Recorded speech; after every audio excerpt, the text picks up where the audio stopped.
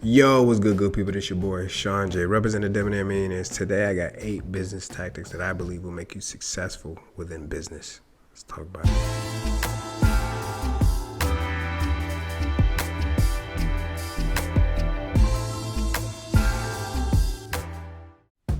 All right, so my number one tactic is honesty.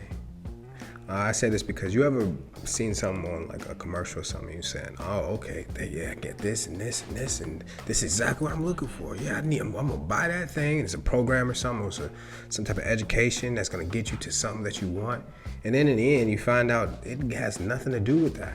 And matter of fact, they didn't even give you everything they promised. And then you're like, okay, they got a guarantee or something. And then you ask for the guarantee after like 3 days or a week or something. And they're like, we don't give guarantees. But in the commercial, you said you gave guarantees. You ever deal with a business like that or dealt with a business like that? Yeah, man. Nobody likes that. So I think this video need to be made because of that right there. You know, I've done business with people and I'm like, yo, this is horrible. Like, I want my money back. And they don't even, live up to the guarantee. And it's got to stop. We need good business to come back. You know what I'm saying?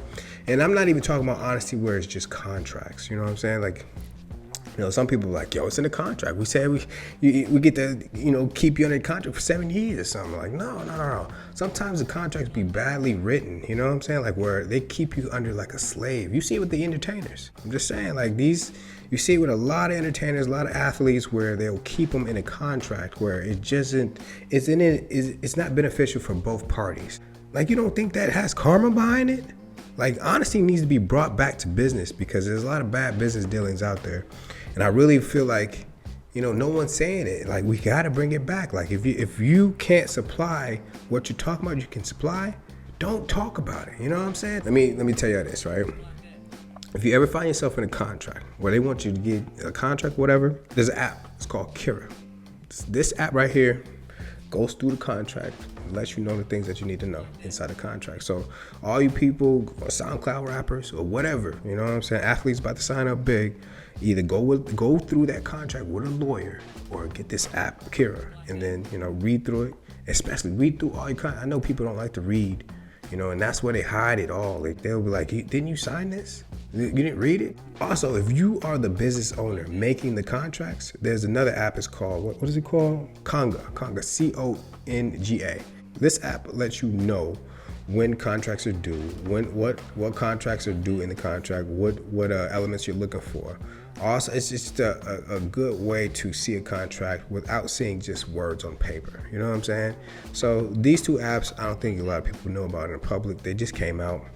But as you probably heard, there's an app for everything. So look it up. Look up those two apps. If you don't, then, get a lawyer. It doesn't cost that much. Sometimes they'll $250 at a time.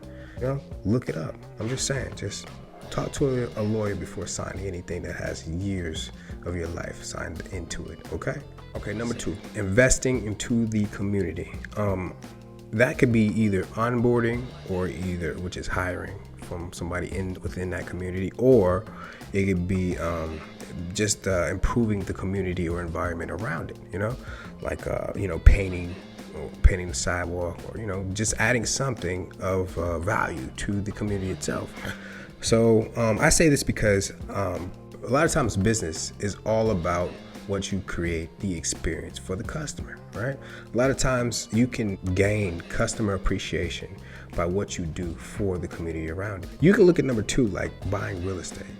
Like, whenever I buy a house, like, my intention is to buy a house that I can make secure and I can make modern and I can develop a way for a family to want to live there for a long period of time. I want them to be safe and I want the place to be affordable at the same time.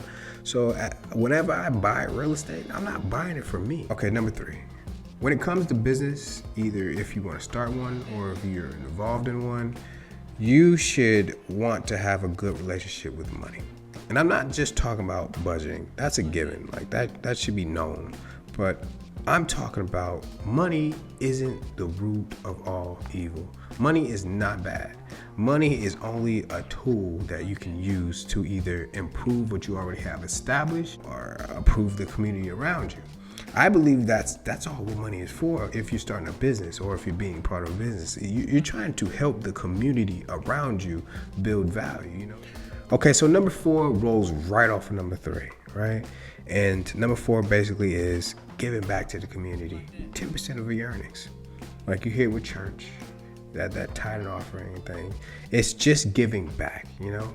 Like that 10%, you might think is, whoa, I don't want to do that. But think about this, right? Number 1, you get a tax break. Why not? Number 2, you are actually helping out the community, which builds customer relationships to your business also. So that's another thing. And number 3, it also helps you humble yourself. Right? When you are doing stuff for the community, you see the smiling faces around you, whether that community is in a bad place or a good place, you see how people value your business. So when you give back that 10%, which is going to be a tax break, you're gonna feel a way, you know. You're gonna evolve those relationships to personal relationships outside of business relationships sometimes, you know. So it's best just to give back, you know. That 10% will not hurt you, and it'll keep you humble. Like you know, the main target is not to be greedy within this business.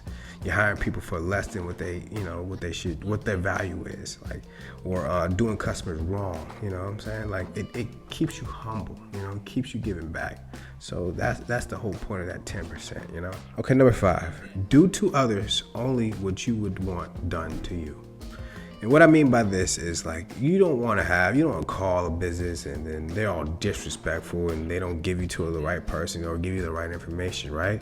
You don't like that. Nobody likes that. Help your customer out. Dude, go that extra mile. Whenever you go that extra mile for your customers, like I said, it gives you customer relationships and customer loyalty, man. If you would want somebody to do it for you, do it for them. You know what I'm saying? Do it for them. And I get it. There are some times where people are trying to get over. But the best thing to do is those, especially new customers. Like if they're return customers and they continue to do this and you told them that, no, we don't allow this any longer, then I understand. But new customers who don't know, treat them like they're new, you know? Don't treat them like every other customer. You feel me? Okay, so number 6, you gotta diversify. And I don't mean just your portfolio. I mean, sometimes your employees, you can hire different type of employees. It's sometimes good for the morality of the building or the business, whatever. Sometimes they can have great ideas that you didn't even think of, or come with different situations that you didn't even know about, you know, and they can help you out with your business like that. Or the way that you're selling. There's so many different ways to sell, but you have to do different ways of selling. You can't just do one, you know, you can't just be on one source of media. You have to be in multiple. It's good to have, so you can, you know, look up the numbers and see which works best for you. Also, information. You have to be able to take reviews from people, you know. It's best to have it to where they can review either the sales rep that's selling for you or the product itself, so you can look at all the things that people are saying, okay, this can be improved, and you can make those improvements to have the best product or service for that person or those group of people, you know. It's best to learn from the different ways that you have yourself to be evaluated, you know what I'm saying? So diversifying is a great way to have yourself be evaluated, whether it's through your employees or through the customer. Just saying. Okay, so number 7. Sometimes I feel it's a must to take at least one day off a week. And that's just so that you don't go crazy. You know, business is all consuming. It can totally take over all of your life, and because it never ends. There's never an ending with the business. There's always going to be some customer, or there's always going to be some sale, or there's always going to be some improvement. There's always going to be something that you need to do. So it's best to take some time to yourself, you know, and be with your family, be with yourself as an individual. You know, you can't.